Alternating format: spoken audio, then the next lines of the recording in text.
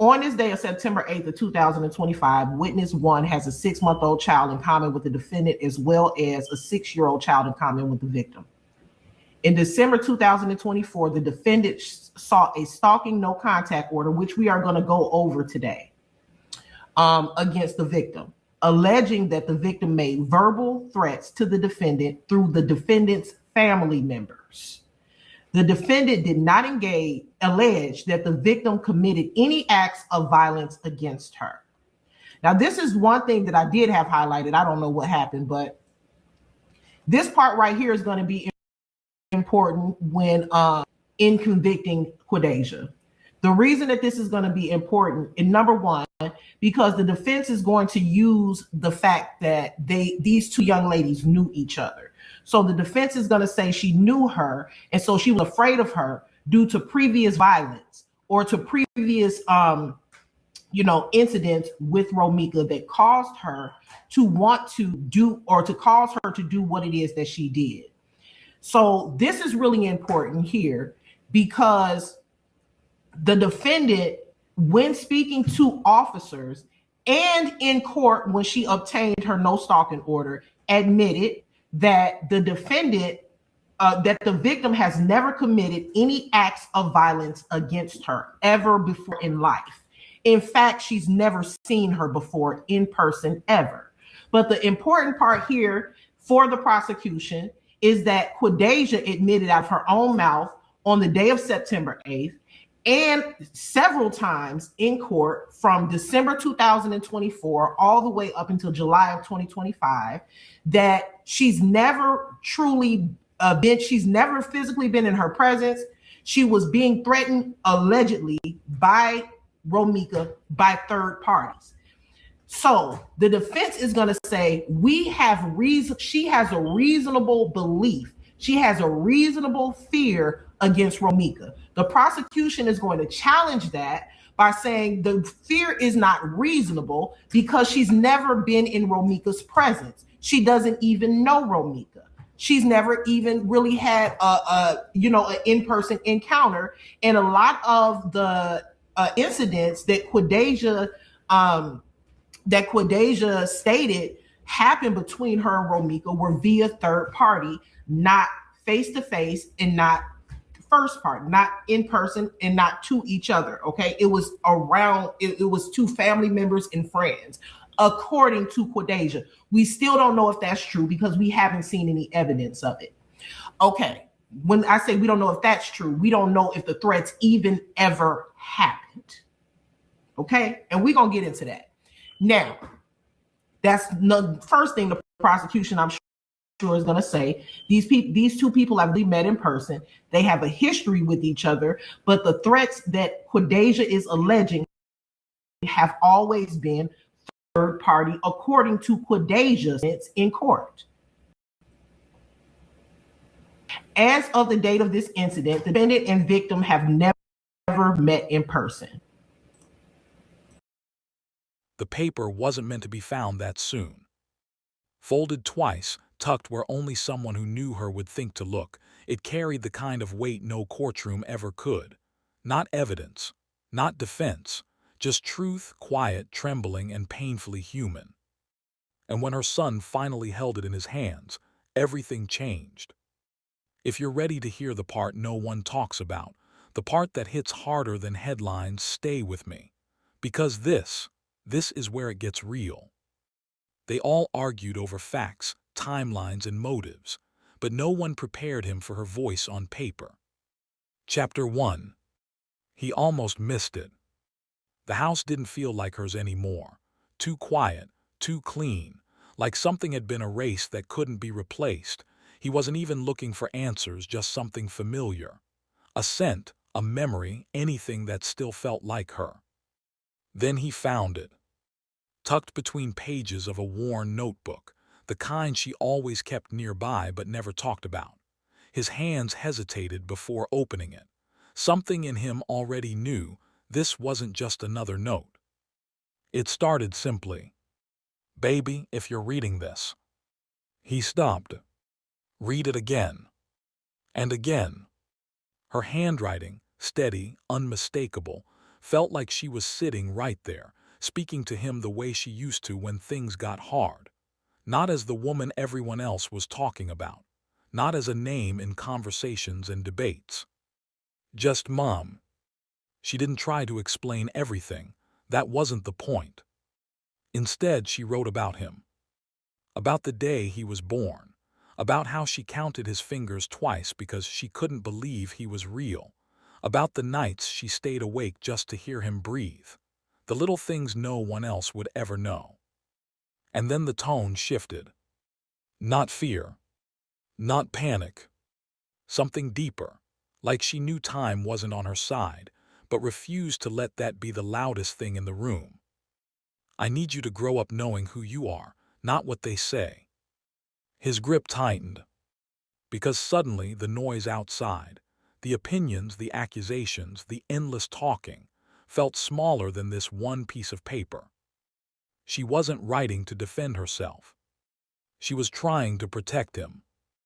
Line after line, she built something stronger than any argument, a version of herself only he could understand, honest, imperfect, still fighting even in ink.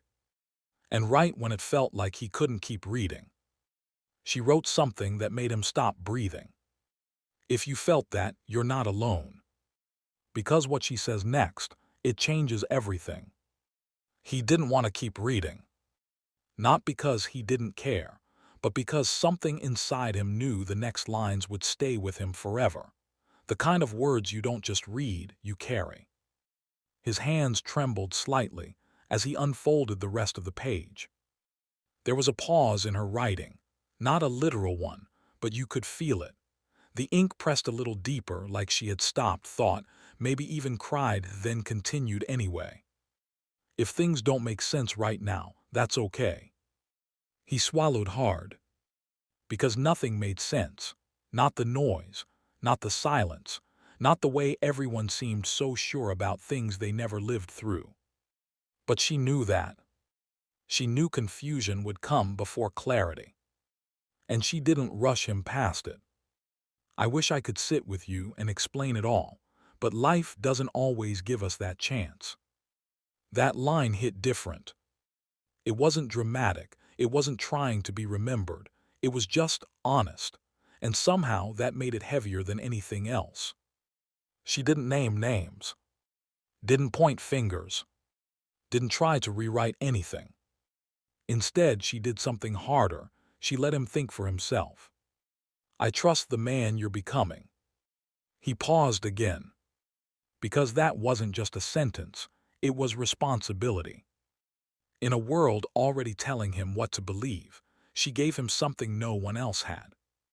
Joyce. The letter shifted again, softer now. More personal.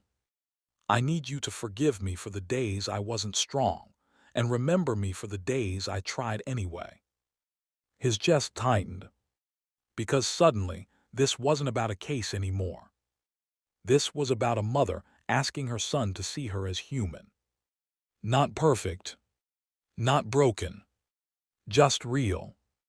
And then came the line that almost broke him. I never stopped loving you, not for a second, not even in the moments you might question. He closed his eyes. Because that was the part no one could argue with. No headline could twist it. No voice could drown it out. It was hers, completely hers. And it reached him. Right there, sitting in the silence she left behind. If you're still here, you already feel how deep this goes. He should have stopped. Folded the paper, walked away, pretended the last line was enough to hold on to. But something pulled him deeper. Because there was still more, and somehow, he knew this next part wasn't written lightly. The handwriting changed again, slightly tighter, more deliberate, like every word had been weighed before it touched the page. If you ever feel alone, read this again. He let out a quiet breath.